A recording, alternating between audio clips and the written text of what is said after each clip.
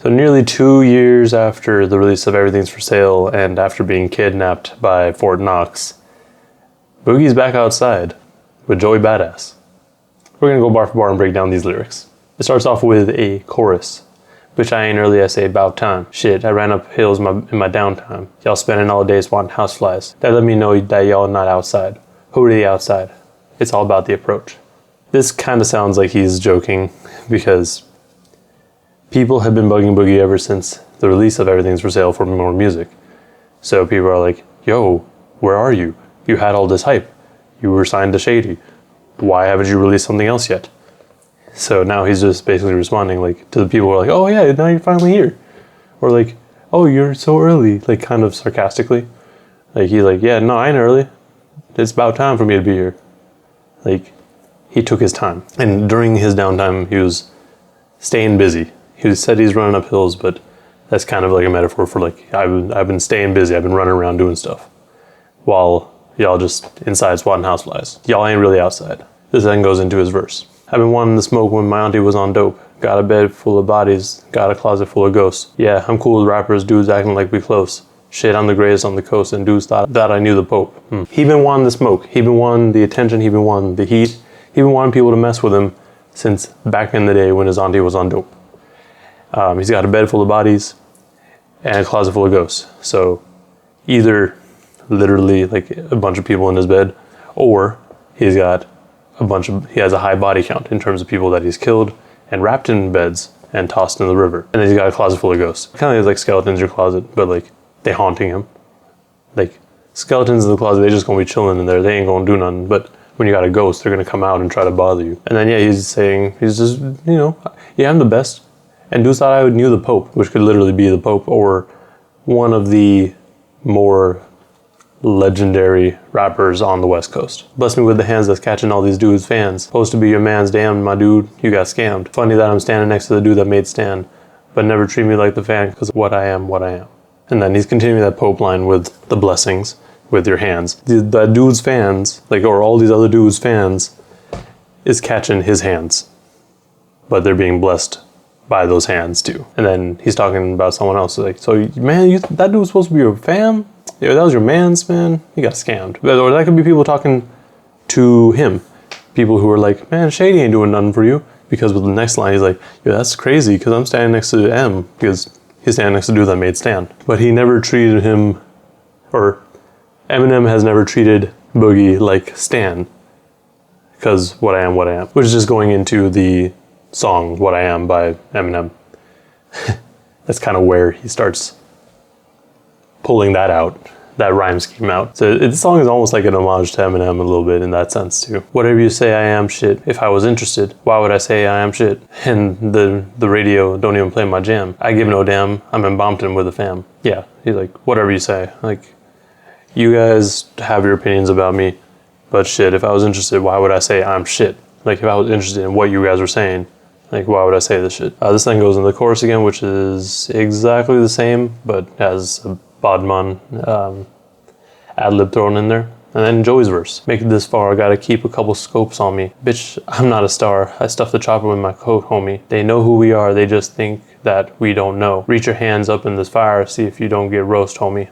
So to get this far, he's had to have a couple scopes on him.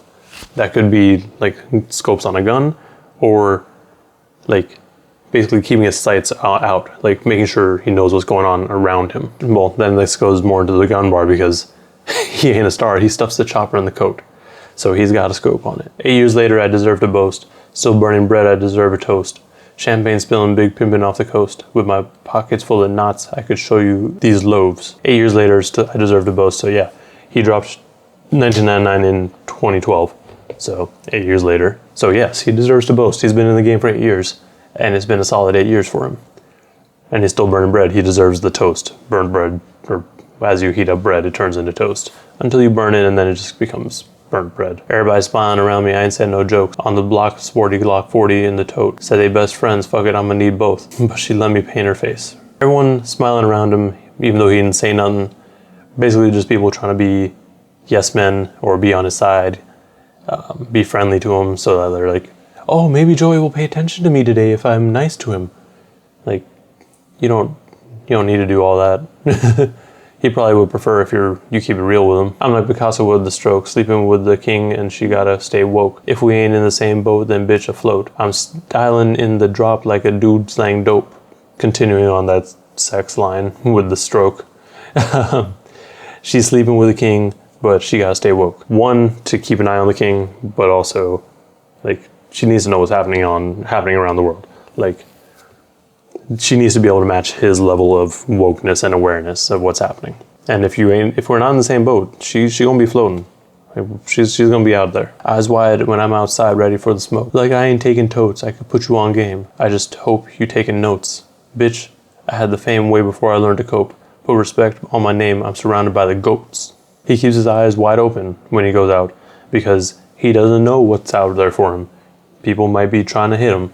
And he's trying to keep his eyes wide open as if he's not taking tokes, because sometimes you get sleepy eyes, you know, like he's trying to keep his eyes wide open. He had the fame before he learned how to cope, which I don't know what his coping was directed towards, probably towards capital C's, or just other people that he's lost in life. He got the fame before he knew how to deal with all that loss and like whatever else happened. Back to the chorus and then a final verse from Boogie. No, it's all about the finish. Think I'm being too timid. I think I need to get with it. I think the reason I'm missing because I've been lacking precision. I think the credit they owe me should never have come with a limit. He knows that it's all about the end product.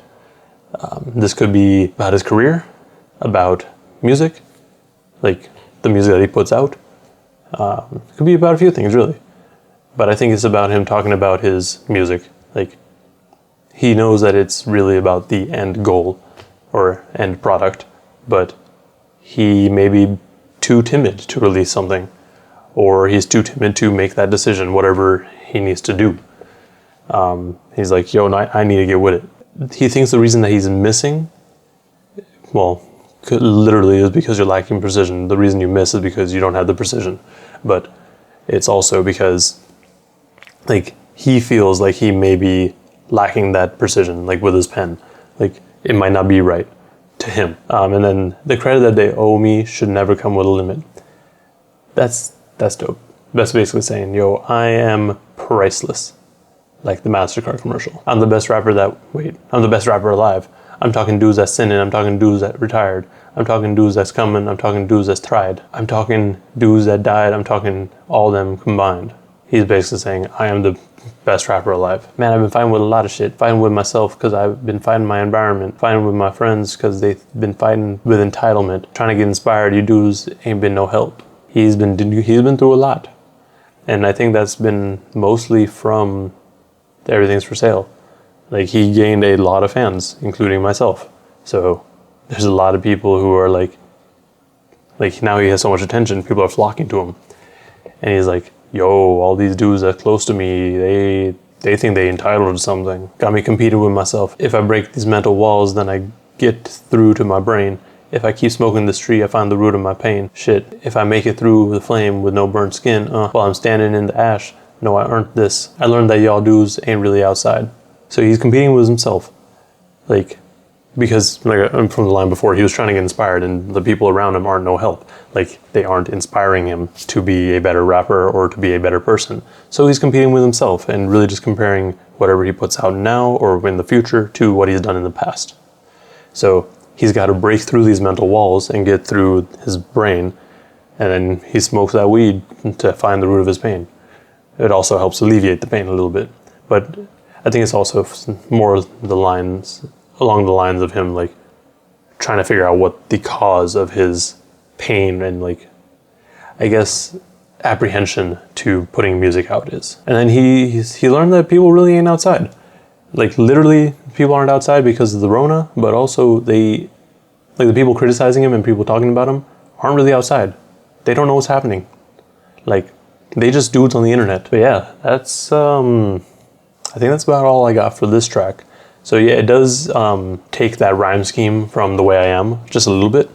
So that was pretty dope. It's a really cool callback to him being on Shady. The beat itself is really reminiscent of an Eminem song, which I believe is probably still The Way I Am. I don't think it's quite The Way I Am, but it does sound familiar. So that's dope too. Also, you know, him being away for so long and just kind of doing those every like once in a while feature verses have been doing a decent job of holding people over, I'd say. So I wouldn't be too concerned with what people are saying online about him, like taking too long. Because, I mean, look at this. Like, we ain't got Frank, we ain't got Kendrick. Come on now. There's other artists that people are waiting much longer for. This song is dope. It's hopefully this means his album's coming soon, or like it's starting to roll out. But we'll see. I mean, it might come sooner than later. I mean, it might also just come in the middle of next year. Who knows? I'm hoping for sooner. Joey also brought in a really dope verse. I really did enjoy it. Like, it's kind of what you would expect from him. You know, it just sounds dope. You know, it's a good verse. Nothing like specific to call out or anything. It's just a dope verse. But no, Boogie definitely seems like he's either addressing people around him or like his fans. Like, yo, I know it's been a long time. Like, that's what he started off with, like the chorus. And he's like, yo, I'm back, basically. Like, I'm here now. It's time. This almost feels like it could be like an intro song to the album because of that sort of sentiment. Let me know in the comments below if I missed anything in terms of meaning or misinterpreted any lyrics. Because, you know, that's the thing that happens. Like and subscribe if you want to see more breakdowns and content like this. Thank you for watching, and please stay safe out there.